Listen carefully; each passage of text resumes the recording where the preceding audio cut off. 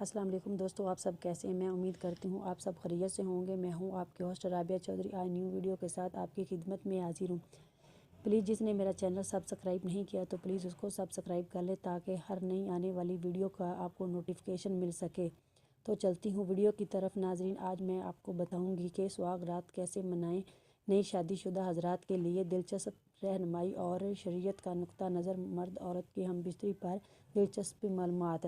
سہاگ رات کے لیے چند چیزوں کی ہی ضرورت پڑتی ہے۔ نکاح کا پہلا ہی دن ہو۔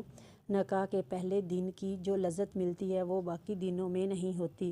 ویسے تو ممکن ہے، اللہ کرے ہر شادی شدہ کی رات سہاگ رات ہی ہو، بیوی پاکیزہ ہو، سیل پیک ہو، کمرہ خوشبو سے مہک رہا ہو، مکمل انتہائی ہو، کوئی بھی کسی بھی قسم کی رکاوٹ نہ ہو، میاں بیوی دونوں مکمل صحت مند ہوں، مرد میں بھرپور جوانی موجود ہو۔ سب سے پہلے آپ وضو کر لیں، چونکہ یہ بھی عبادت ہے۔ خوش دلی سے کمرے میں داخل ہوں، اپنی بیوی کے پیشانی کے بالوں کو پکڑ کر دعا پڑھیں، پھر اگر ہو سکے تو دونوں مل کر 2 رکعت شکرانے کی نیت سے نماز پڑھیں اور باقیہ زندگی کی خوشحالی کے خوب دعا کریں۔ اس کے بعد ہوش پختہ ہوئے بغیر جوش اور جذبات کو اپنے قابو میں رکھتے ہوئے کوشش کریں کہ اپنے اندر جلد ہمبستری کی خواہش نہ کریں۔ ہمبستری کا جلد برپا ہونا جلد انزوال کا سبب بن جاتا ہے اور جلد انزوال کا ہونا عورت کی تشنگی باقی رہنے کا سبب بن جاتا ہے۔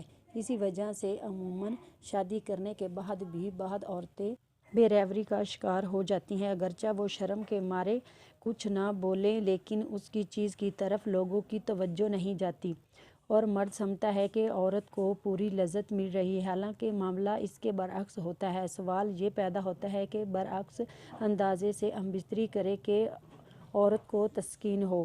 بس ہمبستری کرتے وقت توجہ تسکین قلب اور حصول لذت کی طرف نہ ہو، بلکہ ابتدا نیت ہو کہ میں گناہ سے بچنے کے لیے اور اللہ کی رضا کے حصول کے لیے میں یہ عمل کر رہا ہوں۔ جب محسوس ہو کہ اب عورت فارغ ہو چکی ہے، تب آپ بھی اپنی شراب تسکین سے اپنی رفیق حیات کو شراب کر دیں۔ یقین جانیں، اگر آپ اس طریقہ کار پر قادر ہو جاتے ہیں تو آپ کی بیوی آپ کے قابو میں ہوگی، نہیں تو ہر طرح سے پریشانی کا سامنا کرنا پڑتا ہے۔ اس بارے میں ہمارے اکابرین کی کتابوں سے اس قدر رہنمائی ملتی ہے کہ اس طرح ہم بستری ہو کہ شوہر اپنی بیوی کی شرمگاہ اور بیوی اپنے شوہر کی شرمگاہ نہ دیکھ سکے۔ انتہائی اتحاد کے ساتھ مکمل بحرینہ ہوئے بغیر اگر ہم بستری ہو تو اولاد کے نیک ہونے کے زیادہ امکانات ہوتے ہیں، لیکن آج کل بے حیائی کا یہ عالم ہے کہ اس چیز کا شاید ہی کوئی خیال کرتا ہو۔